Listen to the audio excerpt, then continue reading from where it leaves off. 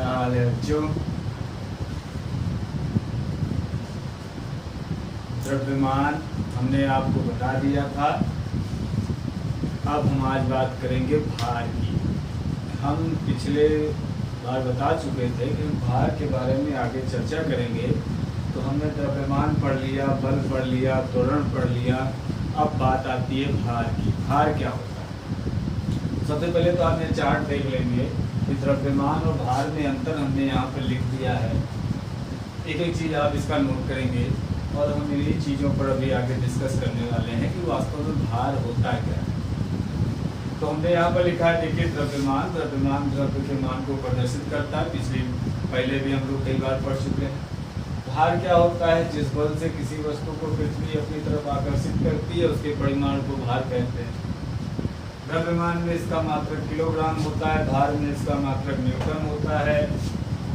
द्रव्यमान में देखिए इसका मान प्रत्येक स्थान पर समान रहता है। यह स्थान के अनुसार परिवर्तन नहीं, यह स्थान के अनुसार मान में परिवर्तन हो सकता है। स्थान के अनुसार मान में परिवर्तन हो सकता है। इसका मान कभी शून्य नहीं हो सकता और ये शून्य हो सकता है।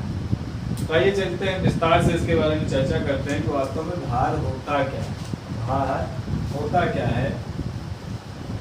तो भार एक प्रकार का बल होता है। भार जो होता है एक प्रकार का बल होता है। जब किसी भी वस्तु को पृथ्वी जिस बल से अपनी तरफ खींचती है उसी बल को हम उस वस्तु का भार कहते हैं। जिस बल से पृथ्वी किसी भी वस्तु को अपनी तरफ खींचती है वही उस वस्तु का भार कहलाता है। इसीलिए भार का मात्रक न्यूटन होता है और हमने आपको बताया था बल का भी मात्रक न्यूटन होता है। तो वास्तव में हम भार नहीं नापते, हम उस बल को नापते हैं जिस बल से किसी वस्तु को पृथ्वी अपनी तरफ आकर्षित करती है। इसीलिए हम भार को न्यूटन में प्रदर्शित करते हैं। कभी भी हमें ये नहीं कहना चाहिए कि हमारा भार 10 किलोग्राम है, 20 किलोग्राम है, 50 किलोग्राम है। क्यों? क्योंकि किलोग्राम तो द्रव्यमान की इकाई होती है और हम पूछ रहे हैं भार। जब भी आप भार बताएंगे तो आप कहेंगे कि हाँ हमारा भार जो है वो न्यूटन होता है। 10 न्यूटन है, 20 न्यूटन है, 40 न्यूटन।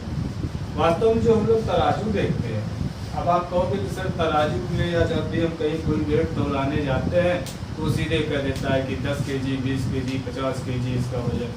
तो वो आपको क्या कहते हैं, जो हमारी तराजू होती है, तो आपने देखा होगा डॉक्टरों के यहाँ जिस पर आप चढ़ते हैं तो कांटा ऐसे हिलता है, जहाँ पर कांटा जाकर के रुक जाता है उतना आप बता देते हो कितना केजी आपका द्रव्यमान है। कुछ ऐसे ऐसे होता है, छोटा छोटा ऐसे ऐसे लाइन होती है और इस पर सुई इधर जाती है या इधर जाती है। इस टाइप का तराजू होता है।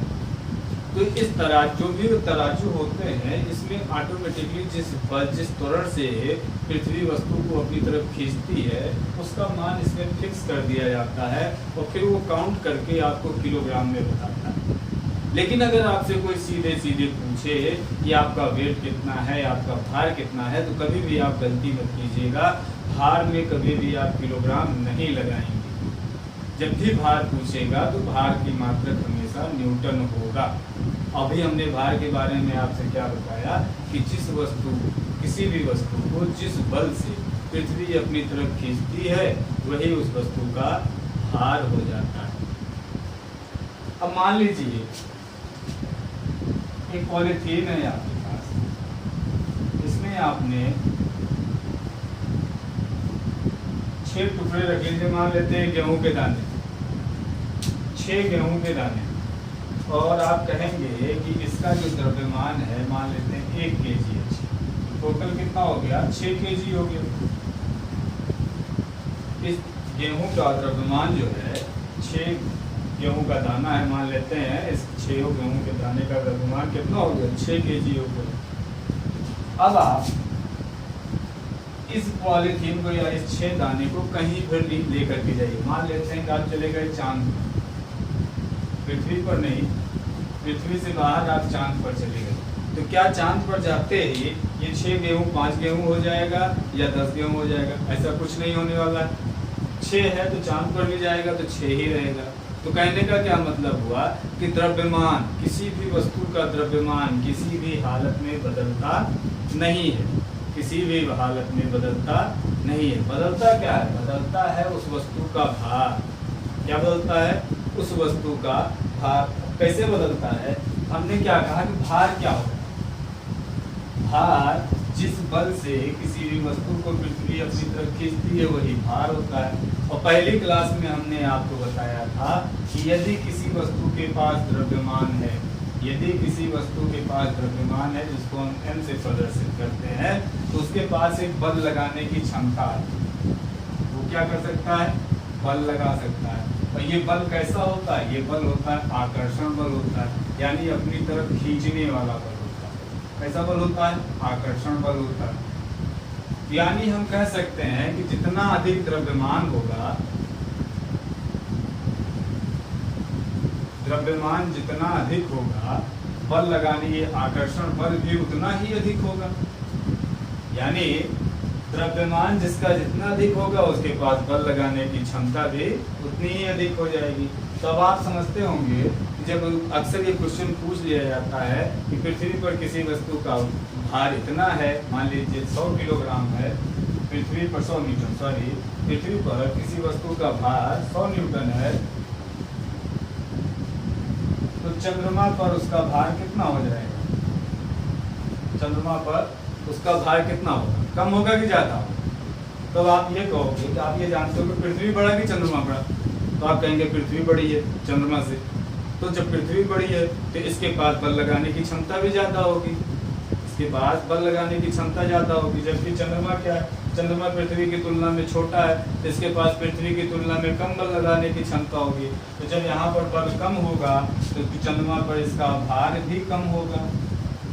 इसी वस्तु को अगर हम चंद्रमा पर ले जाएं तो उसका भार कम हो जाएगा। और पृथ्वी की तुलना में चंद्रमा का जो गुरुत्वाकर्षण बल होता है 1/6 होता है। यानी अगर आप चंद्रमा पर इसी वस्तु को ले जाएंगे तो वहाँ पर इसका भार 100 × 1/6 भाग दे दोगे, करीब 35.33 कुछ आएगा। सॉरी,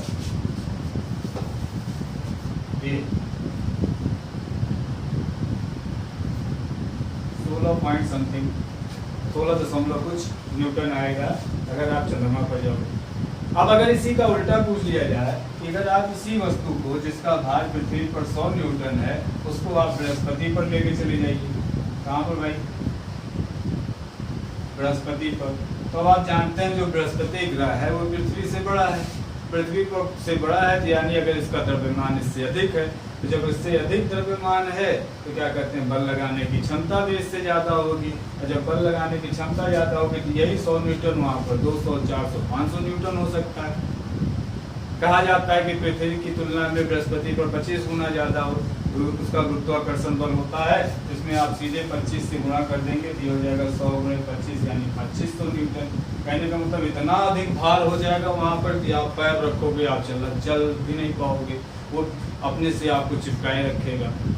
बात हमारी आपको समझ में आ रही होगी कि सारा का सारा खेल किस पर है? द्रव्यमान पर। द्रव्यमान जितना अधिक होगा उसके पास बल लगाने की क्षमता उतनी ही अधिक होगी।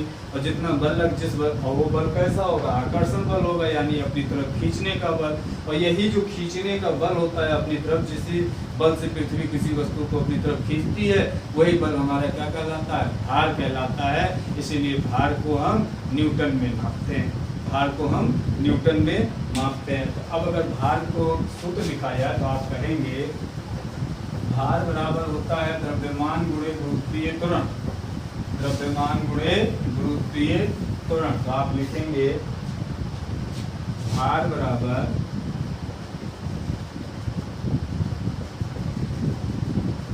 द्रव्यमान गुणे गुरुत्वीय त्वरण। भार को यानी W से हम लिखते हैं, W यानी वेट, वेट यानी भार।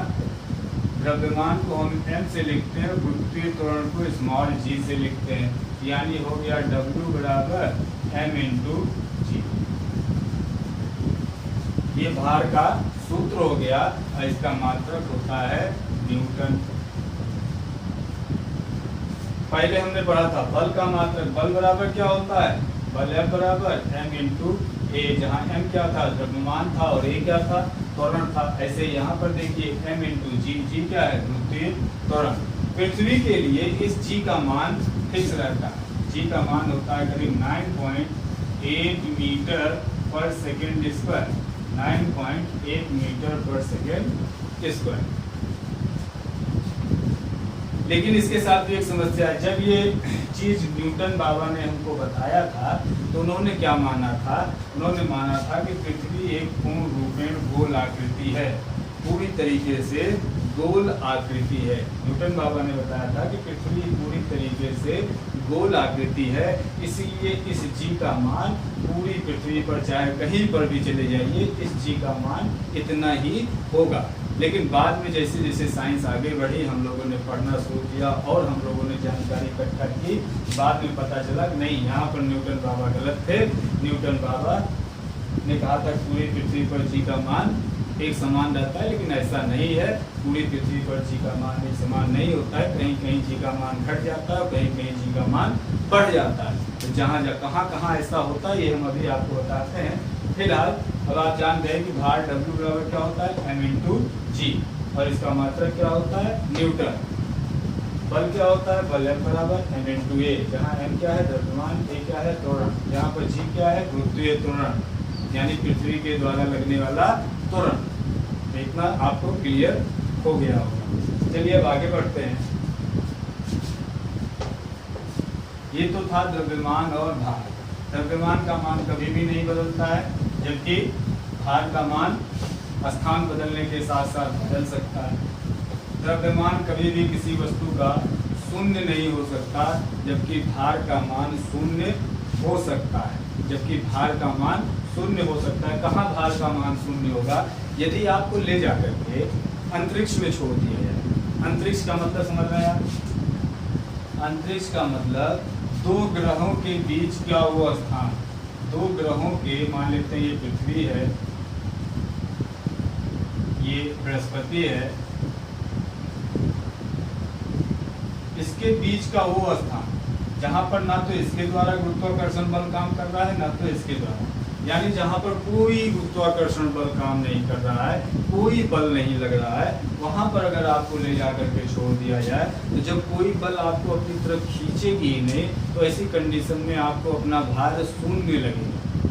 क्या लगेगा, आपको अपना भार शून्य लगेगा, और आप ऐसे हवा में ऐसे लटकते फिटकते फिरेंगे। तो इसलिए कहा जाता है कि अंतरिक्ष में किसी भी वस्तु का भार शून्य होता है। अंतरिक्ष का मतलब निर्वात, अंतरिक्ष का मतलब निर्वात, जहाँ पर हवा भी न हो, जहाँ पर वायु भी न हो, हवा भी न हो, जब कोई किसी प्रकार का बल नहीं लगेगा, कोई हवा नहीं रहेगी, तो वहाँ पर आपको क्या होगा, भार शून्य होगा। फिर से हम एक लाइन दोहराते हैं, जब बल ही नहीं रहेगा, कोई आकर्षण बल ही नहीं रहेगा, तो भार भी शून्य हो जाएगा। क्योंकि भार क्या है, भार वो बल है जिसके द्वारा कोई वस्तु किसी दूसरी वस्तु को अपनी तरफ आकर्षित करती है, या पृथ्वी किसी वस्तु को जिस बल के द्वारा अपनी तरफ आकर्षित करती है, वही बल क्या कहलाता है, भार कहलाता है। तो जब कोई बल ही नहीं तो भार कैसा, भार भी नहीं होगा। तो भार का मान शून्य हो सकता है, लेकिन द्रव्यमान कभी भी शून्य नहीं हो सकता है। चलिए अब दूसरी कंडीशन पे आते हैं। एक होता है कैपिटल, हमने आपको बताया था कि दो वस्तुओं के बीच, पिछली क्लासेस में हमने आपको बताया था कि यदि दो वस्तु हैं, इन दोनों के बीच की दूरी r है, इसका द्रव्यमान m1 है, इसका द्रव्यमान m2 है, तो न्यूटन के नियम से हमने बताया था कि इन दोनों के बीच लगने वाला बल क्या होगा।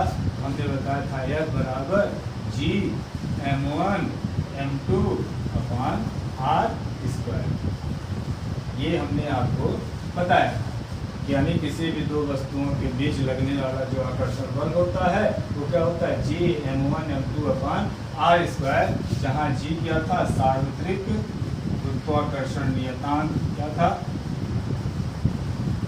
सार्वत्रिक गुरुत्वाकर्षण नियतांक।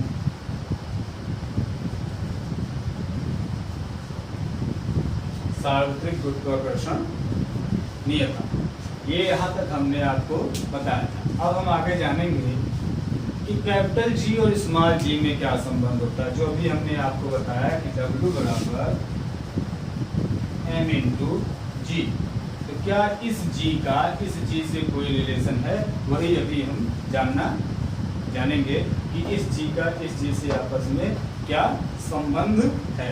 चलिए इसको भी देखते हैं कि कैपिटल जी और स्मॉल जी में क्या संबंध है।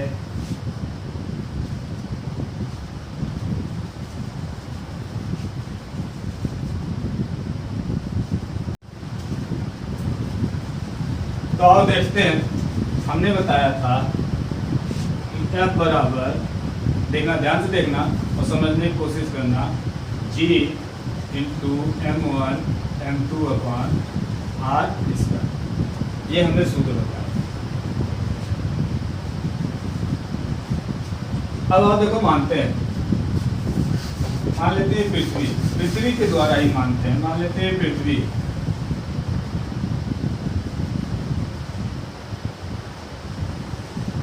ठीक है, ये पृथ्वी है और ये इस पृथ्वी की त्रिज्या है, ये इस पृथ्वी की त्रिज्या है।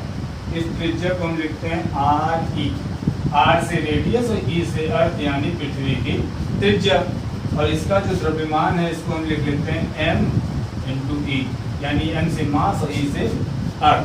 ठीक, अब मानते हैं कि यहाँ पर एक छोटा सा गोला सा वस्तु रखा है पृथ्वी से सटा करके, पृथ्वी से सटा करके, और इसकी जो त्रिज्या है इसको हम मान लेते हैं स्मॉल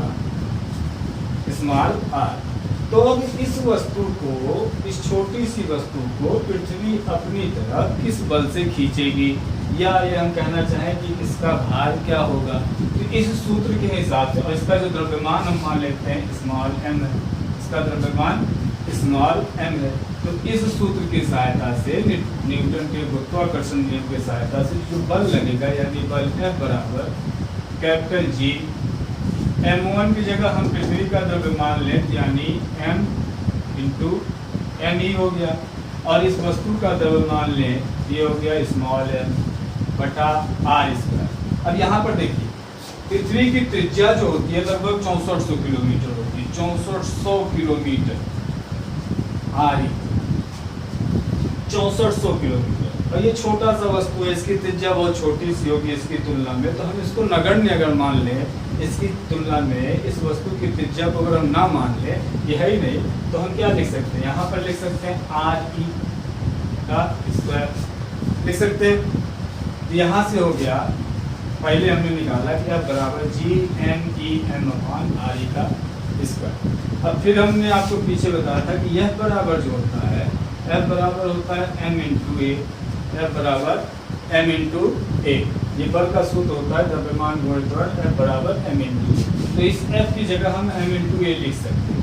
देखिएगा, ये हो गया m इंटू ए बराबर G M E M upon R E square, G M E M upon R E square. अब इस m से ये m कट गया, तो a बराबर हमारा आ गया जी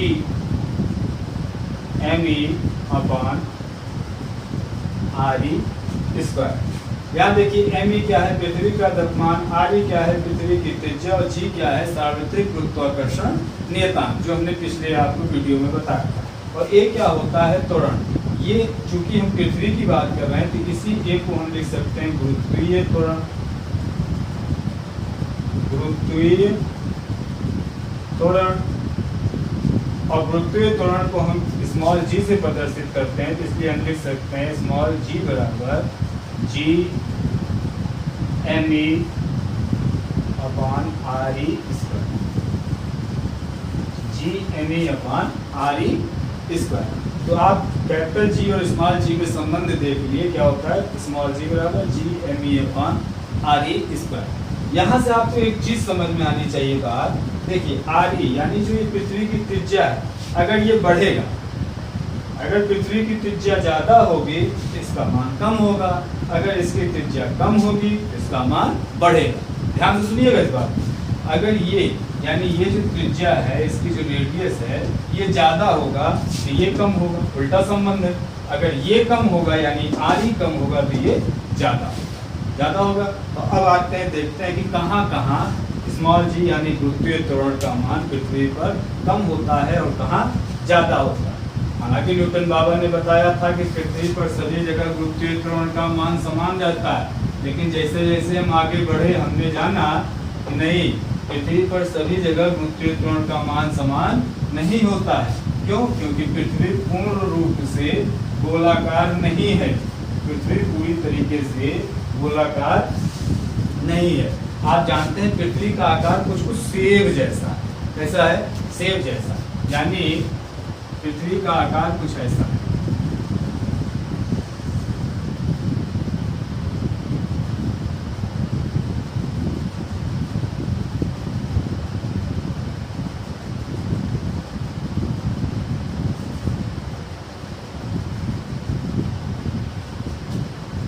ये नीचे से भी थोड़ा धसा है और ऊपर से भी थोड़ा धसा है। इसका जो बीच वाला लाइन होता है, अगर हम पृथ्वी का ये केंद्र मान, क्या मान लें? पृथ्वी का केंद्र, ये वाली जो रेखा है इसको बोलते हैं विषुवत रेखा।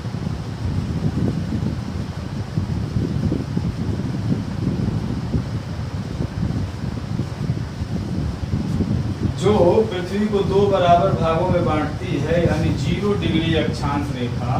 0 डिग्री अक्षांश रेखा जो होती है वो क्या कहलाती है? विषुवत रेखा कहलाती है।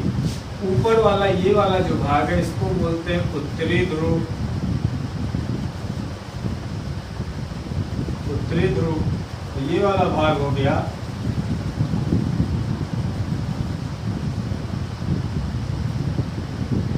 दक्षिणी ध्रुव।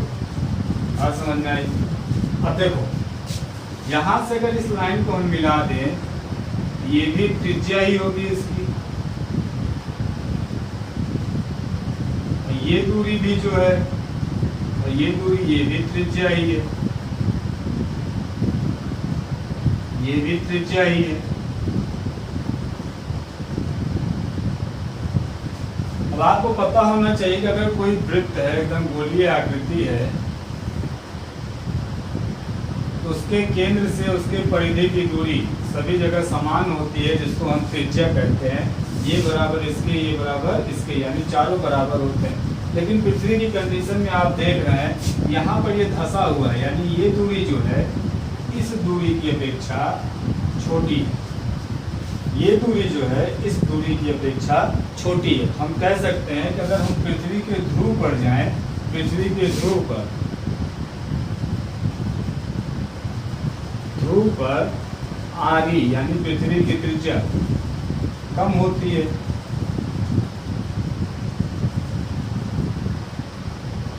जबकि विषुवत रेखा पर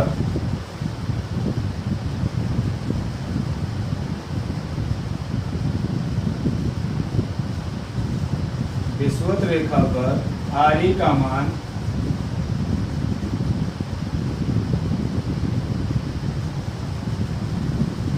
अधिक होता है।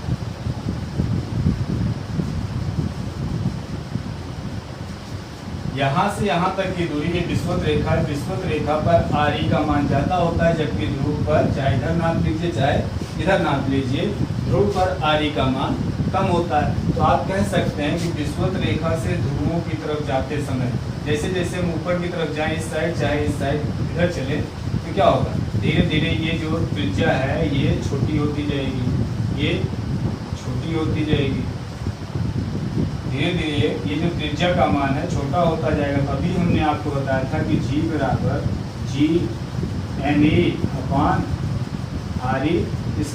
हमने आपको बताया था कि इसका मान जितना कम होगा G का मान उतना अधिक होगा, इसका मान जितना अधिक होगा G का मान उतना कम होगा। तो G का मान देखिए कहाँ पर कम है? ध्रुव पर। तो आप कहेंगे G का मान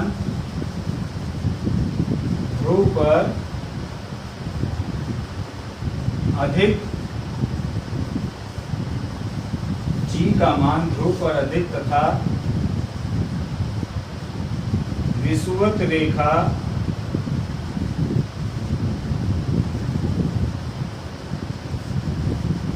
विषुवत रेखा पर कम होता है।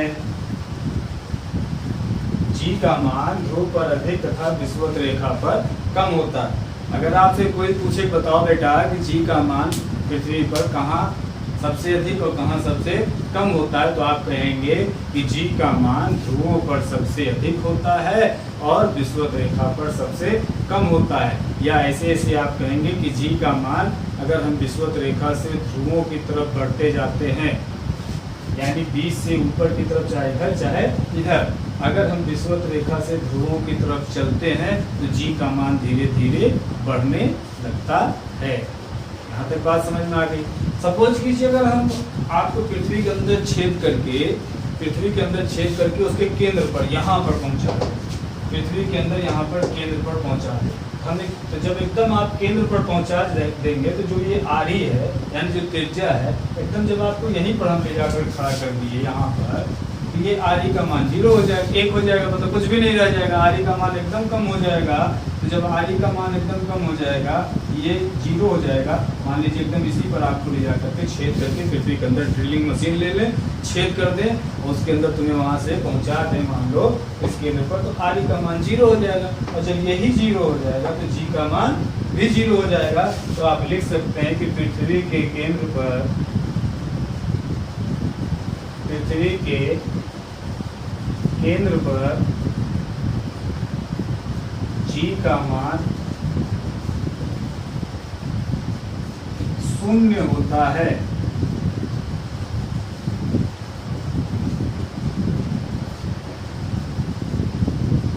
यहाँ से हमने 2 चीजें पढ़ी, जी यानी गुरुत्वीय त्वरण का मान पृथ्वी पर ध्रुवों पर अधिक होता है तथा विषुवत रेखा पर सबसे कम होता है, और पृथ्वी के केंद्र पर जी का मान 0 होता है, गुरुत्वीय त्वरण का मान 0 होता है। और तीसरी चीज हमने पढ़ी कि अगर यदि हम विषुवत रेखा से ध्रुवों की तरफ बढ़ें, विषुवत रेखा से ध्रुवों की तरफ बढ़ें तो पृथ्वी के गुरुत्वीय त्वरण अर्थात स्मॉल जी का मान धीरे धीरे बढ़ता जाता है। या इसी का उल्टा, यदि ध्रुवों से विषुवत रेखा की तरफ आए तो जी का मान यानी गुरुत्वीय त्वरण का मान धीरे धीरे कम होता जाता है। समझे? ये तो हो गया भाई जी का, जी और कैपिटल जी में संबंध, कहाँ गुरुत्वीय त्वरण का मान अधिक होता है और कहाँ गुरुत्वीय त्वरण का मान कम होता है। अब आप कुछ क्वेश्चंस और भी पूछे जाते हैं। आप लोग बड़ा वाला झूला झूले होंगे, लिफ्ट में चढ़े होंगे, लिफ्ट से संबंधित कुछ क्वेश्चंस आते हैं। देखो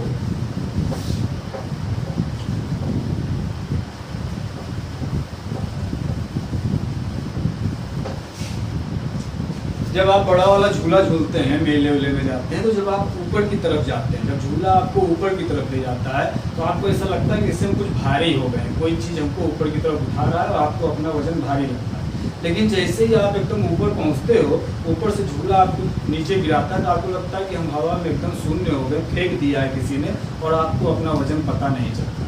सेम ऐसे ही जब आप लिफ्ट में जाते हो तो लिफ्ट जब ऊपर की तरफ चलती है तो आपको थोड़ा सा अपने अंदर भार महसूस होता है, लेकिन जब लिफ्ट नीचे की तरफ आने लगती है तो वही भार आपको पता नहीं चलता। ऐसा क्यों होता है? देखते हैं। पहली कंडीशन, यदि आप लिफ्ट में हैं, लिफ्ट में ऊपर की तरफ जा रहे हैं,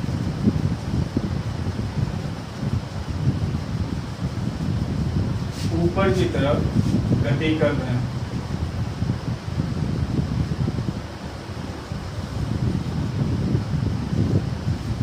पहली कंडीशन, यदि आप लिफ्ट में ऊपर की तरफ गति कर रहे हैं, हम मान लेते हैं ये एक लिफ्ट है, इसकी रस्सी से बंधी है, ये ऊपर की तरफ जा रही है। कहाँ? ऊपर की तरफ। इसके अंदर आप, इसके अंदर आप, ठीक है। अब आपका देखिए, जो लिफ्ट ऊपर की तरफ जा रही है और आपका जो भार है, भार W बराबर क्या होता है? M इंटू जी। जो आपका भार है वो किधर? नीचे की तरफ लग रहा है, जो नीचे की तरफ। और इस लिफ्ट को कौन ऊपर की तरफ, एक बल ऊपर की तरफ खींच रहा है, यानी F जो है बल ऊपर की तरफ खींच रहा है। अगर हम कहें परिणामी बल,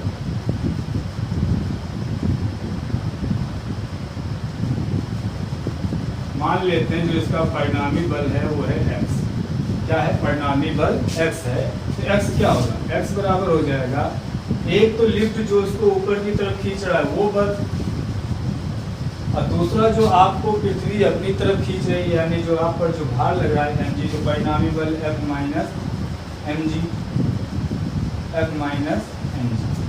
अब ये जो परिणामी बल है x, आप जानते हैं बल बराबर होता है द्रव्यमान गुणे त्वरण, द्रव्यमान गुणे त्वरण, या F बराबर m इंटू ए। तो इस x की जगह हम m इंटू ए लिख सकते हैं। यहाँ पर अगर हम x की जगह m इंटू ए लिखें, m इंटू ए बराबर F माइनस m इंटू जी, ये हुआ। अब देखो इस g को अगर हम इधर की तरफ ले, mg को इधर की तरफ ले आए, तो F बराबर क्या हो जाएगा, ma, ये इधर गया तो ma प्लस mg। अब देखो ये दोनों आपस में जुड़ रहे हैं, इसका मतलब इसका मान जो है बढ़ रहा है, F का मान जो है बढ़ रहा है। कहने का मतलब जब लिफ्ट ऊपर की तरफ गति करेगी तो देखो ये बल जो है, जो बल लगता है वही तो भार होता है। अभी हमने आपको पहले बताया कि जो बल होता है वही भार होता है। जिस बल से कोई वस्तु आपको खींचती है अपनी तरफ, तो ये लिफ्ट आपको अपनी तरफ खींच रही है, तो आपको अपना भार कैसा लगेगा, बढ़ा हुआ प्रतीत होगा, क्योंकि ma पहले, mg पहले था, उसमें ma और जुड़ गया, ये दोनों जुड़ करके इससे अधिक हो जा रहा है, तो ये क्या हो गया, आपको अपना भार बढ़ा हुआ प्रतीत हो रहा है। तो F बराबर ma प्लस mg। तो जब लिफ्ट ऊपर की तरफ गति करती है तो व्यक्ति को अपना भार बढ़ा हुआ प्रतीत होता है।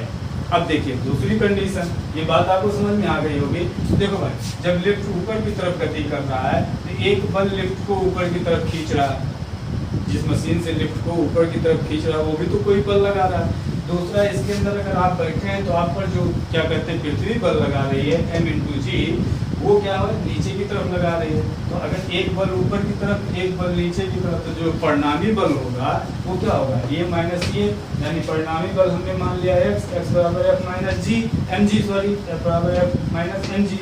अब ये भी हम एक बल ही है तो बल बराबर होता है m इंटू ए, तो x की जगह हमने रख दिया m इंटू ए, और इधर क्या था F माइनस mg, तो F माइनस mg, ये F बराबर ma प्लस mg, यानी जो ये इस m का मान, F का मान आया वो ma प्लस mg के बराबर। तो यानी आपको क्या लगा, ये आपको लगेगा कि आपका भार कुछ बढ़ गया है, आप अपने आप को भारी भारी सा महसूस करेंगे। तो क्वेश्चन ये आता है कि जब लिफ्ट ऊपर की तरफ गति करती है तो वस्तु को अपना भार बढ़ा हुआ प्रतीत होता है या घटा हुआ, तो आप कहेंगे कि व्यक्ति को अपना भार बढ़ा हुआ महसूस होता है। अब और इसका ठीक उल्टा करते हैं। यदि लिफ्ट ऊपर की बजाय नीचे की तरफ गति कर रही हो, लिफ्ट ऊपर की तरफ ना नीचे की तरफ गति कर रही हो,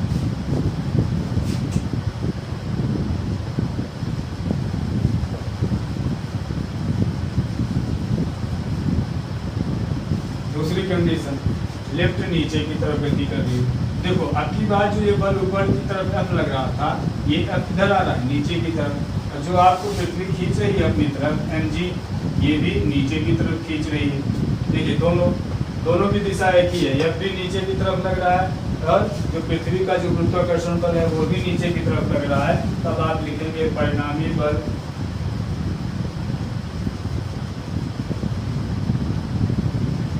बराबर x मान लिया, तो परिणामी बल x बराबर क्या हो जाएगा, अब दोनों नीचे की तरफ। पिछली वाली केस में क्या था, एक बल ऊपर की तरफ लग रहा था और पृथ्वी आपको नीचे की तरफ खींच रही थी, दोनों विपरीत था तो हमने परिणामी बल घटा दिया। अब दोनों एक ही दिशा में आ रही तो परिणामी बल F बराबर क्या हो जाएगा, F प्लस m इंटू जी।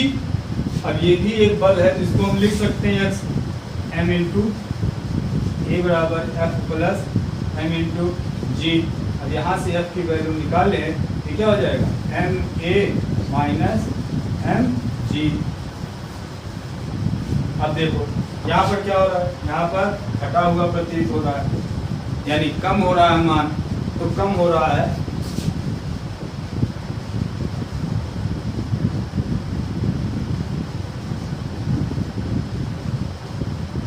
कम हो रहा है। तो आप क्या कहेंगे कि जब लिफ्ट नीचे की तरफ गति करती है जब लिफ्ट नीचे की तरफ गति करती है तो व्यक्ति को अपना भार कम महसूस होता है। व्यक्ति को अपना भार कम महसूस होता है। और जब ऊपर की तरफ गति करती है तो व्यक्ति को अपना भार अधिक महसूस होता है। क्यों कम महसूस होता है और क्यों अधिक महसूस होता है, ये हमने आपको गणितीय माध्यम से सिखा दिया। अब तीसरी एक क्वेश्चन ये आता है, तो समझने वाली बात है, फील करोगे तो बड़ी आसानी से समझ जाए।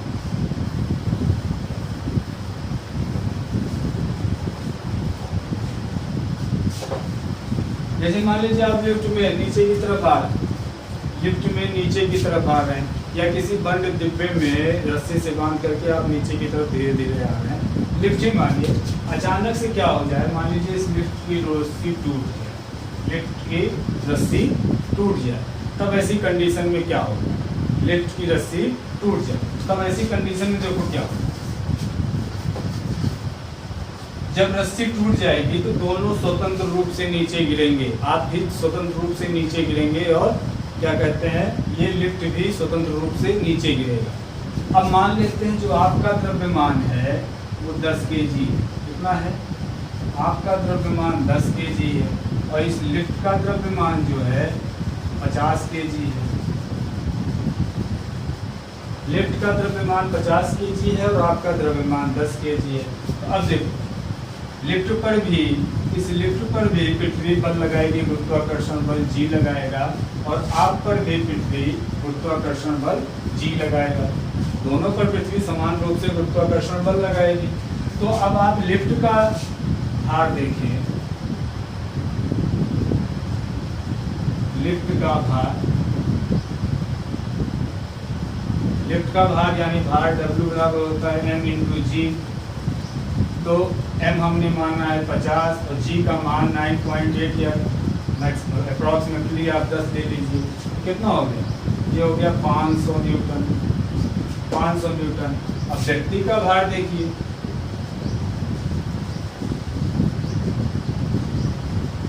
व्यक्ति का भार W बराबर m × G से आप निकाल लीजिए। m हमने यहाँ पर कितना माना है? 10, और गुरुत्वीय त्वरण का मान तो सेम रहेगा यानी 10, ये हो गया 100 न्यूटन, 100 न्यूटन। ऐसी कंडीशन देखिए, इसका भार ज़्यादा है, इसका भार कम है, तो जो वस्तु ज़्यादा भारी होगी वो पृथ्वी की तरफ ज़्यादा तेज़ी से गति करेगी, और जो जिसका भार कम होगा वो कम तेज़ी से गति करेगी। तो ऐसी कंडीशन में क्या होगा कि लिफ्ट तो बहुत तेज़ी से नीचे आएगा, लिफ्ट बहुत तेज़ी से नीचे आएगा, उसकी अपेक्षा आप उससे थोड़ा धीरे गति से नीचे आएंगे। तो ऐसी कंडीशन में आप हवा में उछलेंगे और आपका सर इस लिफ्ट की छत से टकरा जाएगा। आपका सर क्या होगा? इस लिफ्ट की छत से टकरा जाएगा। क्यों? क्योंकि लिफ्ट आपकी तुलना में ज़्यादा तेज़ी से नीचे आ रही है, और जबकि आप उसकी तुलना में धीरे धीरे आ रहे हैं, तो आपका क्या होगा? आपका सर छत से टकरा जाएगा। तो आप क्या कहेंगे? जब भी लिफ्ट नीचे की तरफ गति कर रही हो, अचानक से उसकी रस्सी टूट जाए, तो ऐसी कंडीशन में व्यक्ति का सर लिफ्ट के छत से टकरा जाएगा। ये क्वेश्चन हो गया।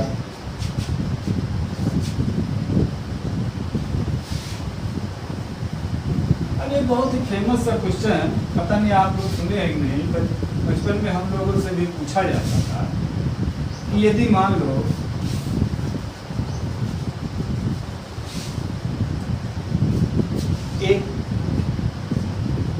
एक कागज के टुकड़े को और एक लोहे के टुकड़े को हवा में छोड़ा जाए, एक कागज के टुकड़े को और एक लोहे के टुकड़े को हवा में छोड़ा जाए, तो कौन वस्तु पहले पृथ्वी पर आकर के गिरेगी? तो आप सिंपल सी बात है, कह देंगे कि जो वस्तु भारी है वो पहले पृथ्वी पर आकर टकराएगी। लेकिन यदि हम निर्वात में जहाँ हवा ना हो, जहाँ हवा ना हो, जैसे या ऐसे कहिए 1 kg का एक लोहे की वस्तु है,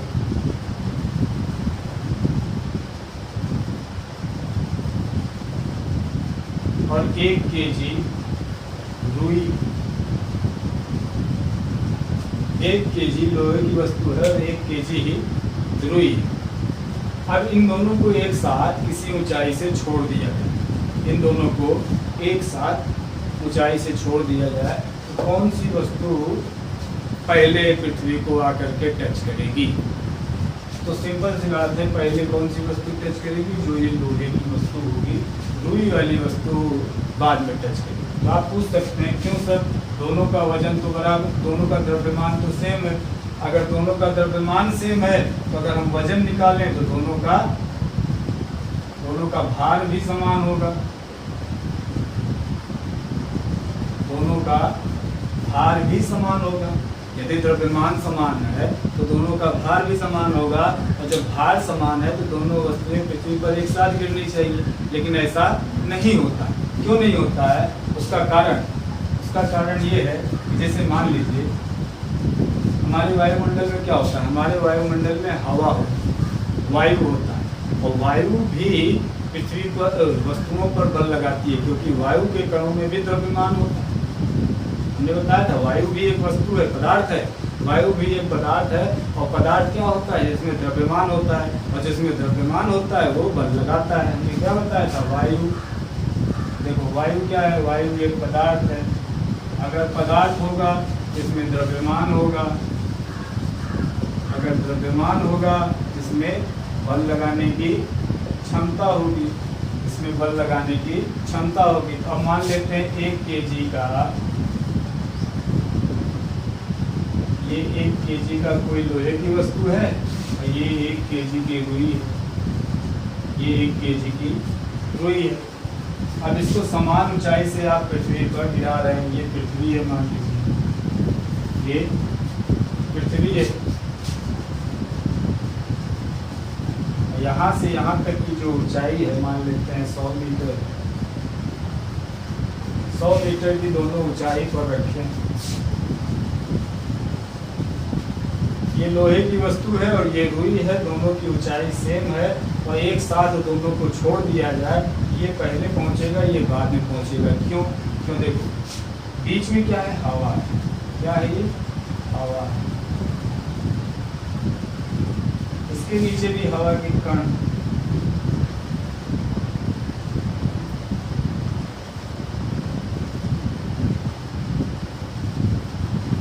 ये भी हवा है और ये भी हवा ही, यानी वायु। अब आप देखो, हमने बताया वायु क्या होता है? एक पदार्थ होता है, पदार्थ वे होते हैं जिनके पास द्रव्यमान होता है, द्रव्यमान अगर है तो वो बल लगाएगा। तो अब ये हवा जो है इस वस्तु को भी रोक रही है और इस वस्तु को भी रोक रही है, लेकिन यहाँ पर अंतर क्या आ गया? 1 kg का छोटा सा वाट है, द्रव्यमान दोनों के सेम है, ये भी 1 kg है और ये भी 1 kg है, ये भी 1 kg है और ये भी 1 kg है। लेकिन देखो अगर आप सपोज को 1 2 3 4 5 मान लेते हैं, 5 हवा मिलकर के इसको रोक रही है, और इसको देखो 1 2 3 4 5 6 7 8 9, इसको 9 हवा मिलकर के रोक रही है। तो सिंपल सी बात है, इस पर हवा के द्वारा लगने वाला बल ज़्यादा होगा और इस पर हवा के द्वारा लगने वाला बल कम होगा। ये जल्दी से नीचे की तरफ गिरेगी और ये धीरे धीरे नीचे गिरेगा। बात आपकी समझ में आ गई? ऐसा क्यों हो रहा है? ऐसा इसलिए हो रहा है इसके आकार के कारण। 1 kg की रुई होगी तो वो ज़्यादा आकार, उसका आकार ज़्यादा बड़ा होगा, और 1 kg का अगर लोहा होगा तो उसका आकार छोटा होगा। जब आकार छोटा होगा इस पर वायु के द्वारा लगने वाला बल का मान कम होगा, और जब आकार ज़्यादा होगा इस पर वायु के द्वारा लगने वाले बल का मान अधिक होगा। तो ऐसी कंडीशन में ये वाला जल्दी गिरेगा, ये वाला बाद में गिरेगा। बात समझे? लेकिन तो आप कहेंगे कि समान द्रव्यमान की वस्तुएं अगर एक साथ समान ऊंचाई से पृथ्वी पर छोड़ी जाती हैं तो वो वस्तु पृथ्वी पर पहले आकर के गिरेगी जिसका आकार छोटा होगा। आगे जब हम दाब पढ़ेंगे, दाब और ताप पढ़ेंगे, जब हम दाब पढ़ेंगे तब ये चीज़ और अच्छे से हमें समझ में आएगी, लेकिन उम्मीद है कि अभी आप समझ गए होंगे। तो जिसका आकार छोटा होगा वो वस्तु पहले आकर के टकराएगी। लेकिन अगर सपोज करो किसी हम ऐसी जगह चले जाएं पृथ्वी पर, इसको ऐसे घेर दें, पृथ्वी के ऊपर एक ऐसा घेर दें जहाँ पर हवा बिल्कुल ना, जहाँ पर हवा बिल्कुल ना, यानी निर्वात, ये निर्वात हो, मान लीजिए हवा बिल्कुल न हो, निर्वात।